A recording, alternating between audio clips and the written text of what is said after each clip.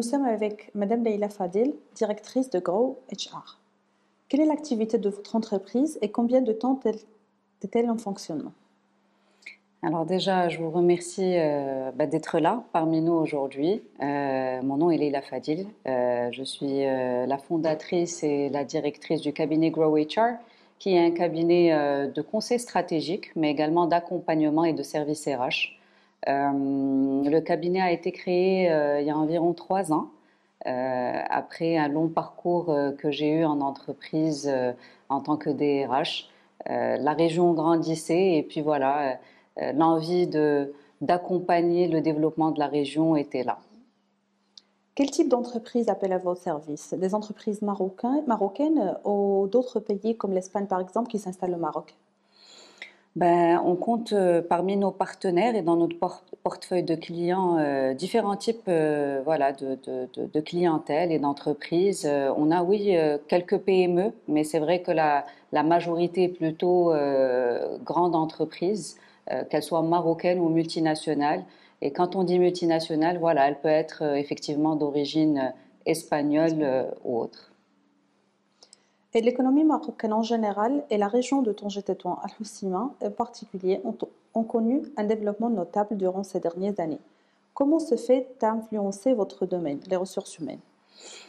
Écoutez, effectivement, le Maroc, l'économie du Maroc, et si on se focalise sur la région Tanger, Tétouan, Al Hoceima, l'économie de la région a connu un développement assez significatif. Et effectivement, cela se ressent au niveau du marché de travail. Et donc forcément, ça se reflète aussi dans la manière dont on fait les choses et on accompagne nos partenaires.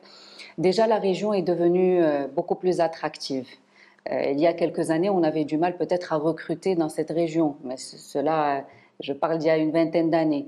Aujourd'hui, les talents sont attirés par cette région, et des talents du Maroc, mais aussi de l'étranger. D'accord. Donc l'attractivité de la région est là. Des opportunités effectivement de création d'emplois, mais aussi c'est une région où il fait bon vivre, donc les gens viennent pour y faire aussi carrière.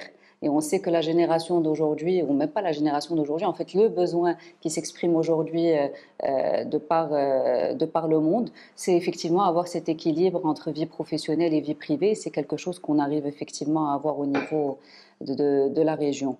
Cela se reflète aussi à travers les différents métiers qui se développent. Alors, il y a longtemps, les sociétés venaient s'installer peut-être dans la région à la recherche de main-d'œuvre des fois peu qualifiée et pas chère. Aujourd'hui, le Maroc reste compétitif en termes de coût de main-d'œuvre, mais il n'y a plus que ça. Le Maroc se positionne aujourd'hui en tant que talent provider, vraiment d'expertise dans des métiers qui sont beaucoup plus pointus aussi et à forte valeur ajoutée. Donc aujourd'hui, on voit des sociétés s'installer pour développer leur centre de développement, leur centre R&D, leur centre d'expertise. Voilà, des métiers beaucoup plus pointus voient le jour au Maroc. Comment ont-ils évolué les besoins du personnel dans les entreprises au Maroc? De la même manière, il y a quelques années, voilà, les besoins se ressentaient plutôt, on va dire, étaient plutôt orientés main-d'œuvre pour assurer la production. Aujourd'hui, c'est encore le cas, bien évidemment, mais il y a des besoins en ressources humaines et en talent dans des métiers un peu plus pointus. Et avec effectivement une certaine expertise qui requiert également certaines études et certaines spécialités. Donc aujourd'hui, une société qui veut développer un centre d'excellence, un bureau d'études de développement, il y a les talents au Maroc. Et d'ailleurs, il y en a, j'ai parmi nos partenaires espagnols des sociétés qui sont en train de faire grandir leur centre d'études, bureau d'études et de développement au Maroc. Donc des ingénieurs simulation ou autres, ça c'est le type de profil qu'on trouve et qu'on recrute aussi. Voyez-vous aussi une évolution au niveau de la formation de travailleurs au Maroc? En termes de formation, Je pense que l'évolution aussi va dans le même sens. Il y a quelques années, les besoins en formation qu'on recevait ou qu'on voyait étaient plutôt les formations obligatoires. Qui dit obligatoire, c'est soit parce qu'elles sont réglementaires, soit parce qu'elles sont nécessaires aux opérations pour que les opérateurs deviennent opérationnels. Aujourd'hui, on voit que les besoins en formation ont aussi évolué dans le même sens. Aujourd'hui, les sociétés investissent dans l'excellence opérationnelle, dans les nouveaux métiers, dans l'IT, dans les métiers aussi transverses, dans le leadership. Voilà, et tout ça pour se développer un certain avantage concurrentiel, une certaine agilité organisationnelle, voilà, permettre à la société de grandir différemment. On dit qu'un des points forts de l'Afrique et du Maroc, comme l'un des pays les plus développés du continent, est l'existence d'une jeunesse très bien préparée avec un grand désir d'accéder au marché du travail. Dans un moment où la population de l'Europe devient vieille, qu'ont les jeunesses marocains à apporter au marché du travail? Très belle question. En tout cas, j'ai ma perspective. En tout cas, le Maroc et certains pays de l'Europe, notamment l'Espagne, donc voilà, certains pays de l'Europe les plus proches, je les vois comme les deux bras d'un même corps, dans le sens où ils peuvent fonctionner séparément, mais quand ils joignent les mains, ils sont beaucoup plus efficaces et plus puissants. Et je pense que quand on réfléchit donc aux ressources humaines, cela est aussi valable. Effectivement, la population marocaine est peut-être plus jeune et pourrait renforcer, que ce soit au Maroc ou à l'étranger, des stratégies ou soutenir des stratégies de développement dans les métiers, les nouveaux métiers également, venir effectivement soutenir cela. Tout comme le talent européen qui est plus senior peut venir renforcer des stratégies communes où l'expertise est cruciale. Donc voilà, vraiment agir dans cette complémentarité et intelligemment pour pouvoir bénéficier des forces de chaque pays, de chaque économie et de sa population, bien évidemment. Est-ce que les entreprises espagnoles qui s'installent au Maroc font confiance à la main-d'œuvre locale et sont faites de leur formation spécialisée?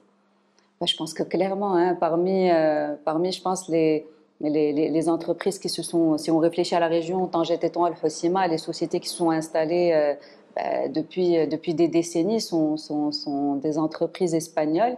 Elles sont encore là et pas que, elles grandissent, elles développent leurs activités. En tout cas, nos clients espagnols s'inscrivent dans des projets d'expansion, de développement, d'investissement supplémentaires. Je pense que cela reflète humblement qu'il y a le capital confiance et il y a aussi un retour sur investissement. Donc forcément, ils sont là, ils comptent y rester, ils se développent davantage. Oui, je pense que la confiance est là. Que dites-vous à un entrepreneur espagnol qui pense à monter une entreprise ou ouvrir une succursale à la région de Tanger, Tétouan, Al Hoceima? Je pense qu'aujourd'hui, en tant que cabinet qui accompagne des sociétés qui s'installent au Maroc et dans la région TTA de différentes manières, que ce soit à travers le recrutement, la formation, le conseil stratégique lors de l'installation. Je peux partager mon expérience, mais elle peut être perçue comme subjective. Donc j'aimerais dire, aujourd'hui, il y a des études qui ont été faites par des acteurs publics et privés qui démontrent de l'attractivité de la région, de manière chiffrée et objective. Et oui, il y a une position géographique stratégique, et oui, il y a un marché de travail assez dynamique et qui grandit. Il y a les talents, que ce soit pour les postes effectivement qui requièrent peu de qualifications, et pour des postes même de nouveaux métiers pointus, les talents sont là. Je pense que ce positionnement stratégique et l'attractivité du Maroc aujourd'hui par rapport à d'autres destinations, et la région TTA en fait partie, ne suscite plus de débat, je pense. Madame Leïla Fadel, directrice de Grow HR, merci de nous avoir reçus. Merci à vous.